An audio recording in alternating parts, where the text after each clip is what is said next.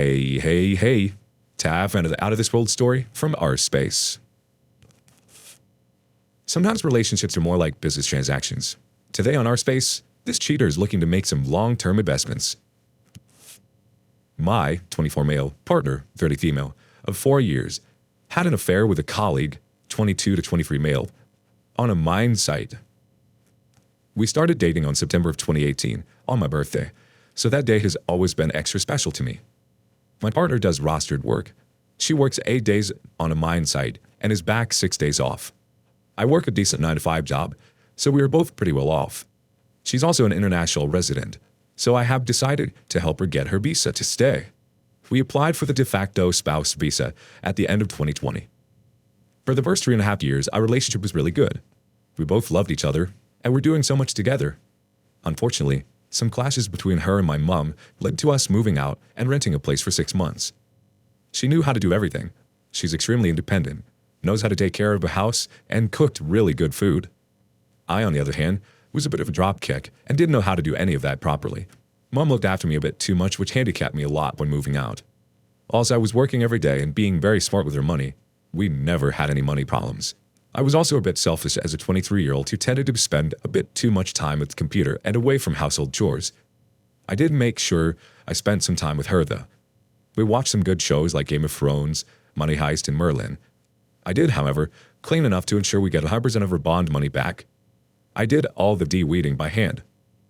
After our 6-month lease was finally up, we bought a place together. This was around September 2021. She started her mining job around December of 2021. And me still being a dropkick didn't do much of the housework. Although I did learn to cook some dishes as I needed to make sure I kept myself fed while she was on site. But I still didn't do the laundry or vacuum and mop the floor because my standard of cleanliness was so much different from hers. Instead, I spent my time learning how to invest because she told me she wanted to make a lot of money. I designed an investment plan just to suit her. I enjoyed investing a lot, but not so much in cleaning.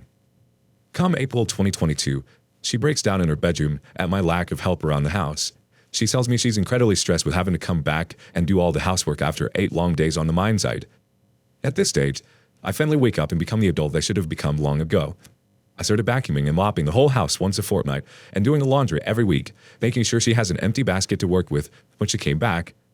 It was like a switch was flicked in my head. I should also mention that sex was non-existent in the last year of our relationship. She didn't want to take the pill due to side effects, although she was on it periodically for the first 3 years, and we had sex then. I went to buy a pack of condoms, but then she went and hid the condoms when we were about to have sex. So I just refused to have sex with her because I didn't want to have unprotected sex and risk pregnancy. She even suggested that I take the male version of the pill that makes my sperm infertile or something. I don't even know what she was on about there. I kept up my routine, making my own lunches and maintaining the house while she was away.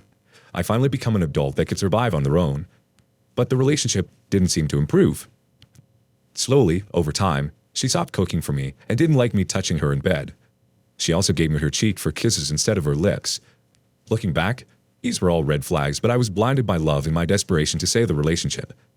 I kept up with the cleaning and maintenance. She went back on the pill to balance her hormones, or so she claims. I tried initiating sex with her again at this point, but she refused. And then came September 17th, 2022.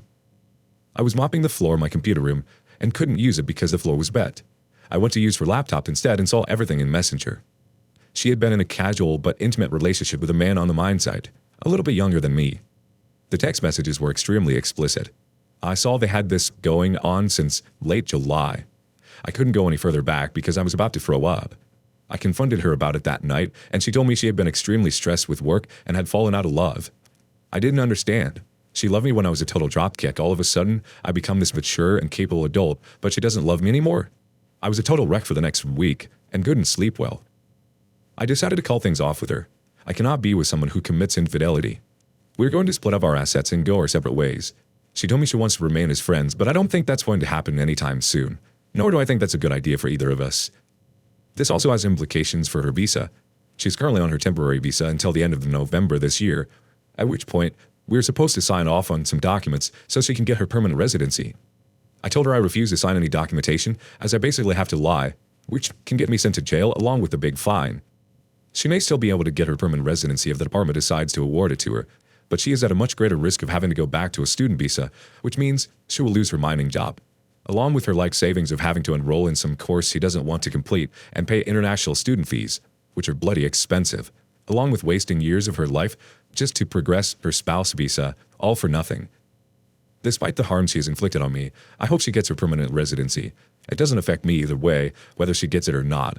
But at this stage, I have no influence over because I have already withdrawn as her sponsor. I cried multiple times in front of multiple people. I cried because the vision that I had of us being together with our many successes around us is now impossible. I cried because I was forced to make decisions that would either harm myself whilst benefiting her or harm her while benefiting myself. I cried as I enter the empty and dark house after work is done, knowing that she is living with her friends and I'm alone. I will be moving back to my parents in a few months' time. It makes no economical sense to stay out here on my own without a partner. The community has some dots. BlueSpet2917 says, I'm petty. I hope she loses the visa. Play stupid games, you way win stupid prizes. Good luck, OP. Benzel McProst chimes in. This also has implications for her visa. She is currently on her temporary visa until the end of November this year, at which point we're supposed to sign off on some documents so she can get her permanent residency. I fail to see how this is your problem. Nothing wrong with crying. You're mourning the relationship you thought you had. Oh dear, I'm so sorry, OP. It seemed like she was trying to get pregnant so that she could get her visa that way. Maybe she was doing all the chores and whatnot to sort of groom you in a way. Perhaps once you started doing things yourself, she felt like she was locked down in a sense and didn't have to worry about keeping up with the Bexad. Gah, that's rough.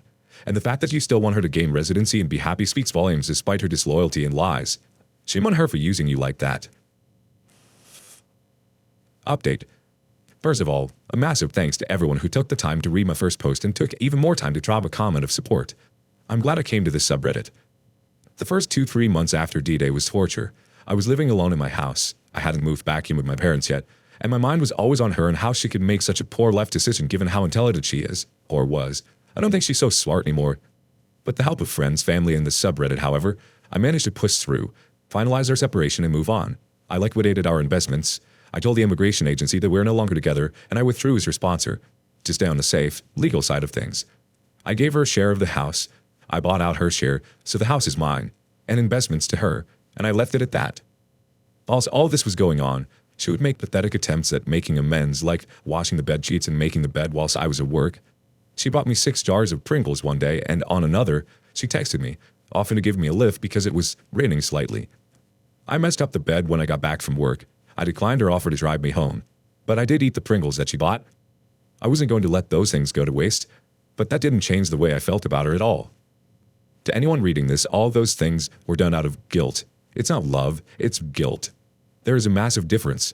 She didn't do those things in the 2 months or so leading up to D-Day. So why is she only doing it after I found out? It's because she's guilty, and she feels it. For those who read the first post and are curious as to whether she'll be sent back to her home country or not, the only update I have on that is that she got her visa from the immigration agency. So from my point of view, it looks like she'll be here to stay. She called me after work to tell me the immigration agency decided to give it to her. I don't know how true it is though, nor do I care too much at this point. Fast forward to November or December of 2022. I've moved back with my parents and I started renting out the house that we were staying at. I kept myself busy by meeting up with friends, playing some new games, learning to cook some new recipes, started 3D modeling, and going to the gym. Day by day, things got better. And as my love and ability to give a crap about her dwindled, I started to see more and more just how bad of a person she was. I remember how she would come back home just to pick on the smallest of things, just to make me feel bad, and to give her superficial reasons to cheat. I remember how she refused to kiss me on the lips in the last few months of our relationship. It was heartbreaking to come home after a long day of work just to have her not wanting to kiss me. I remember how she wouldn't even acknowledge me when I would walk through the front door and just sit on the bed with her laptop pretending I don't even exist.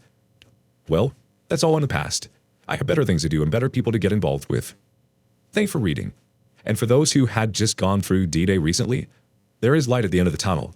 Find some hobbies, go to the gym, talk to family and friends, go for a walk, go to the markets, listen to music, play some games, read a good book, start a small herb garden. Hell, go to work even, just to keep your mind busy. Literally, do anything except dwell on your broken relationship.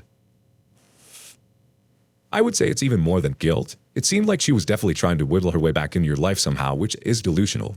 She understood that you are an asset to her, especially with your knowledge of investments and money.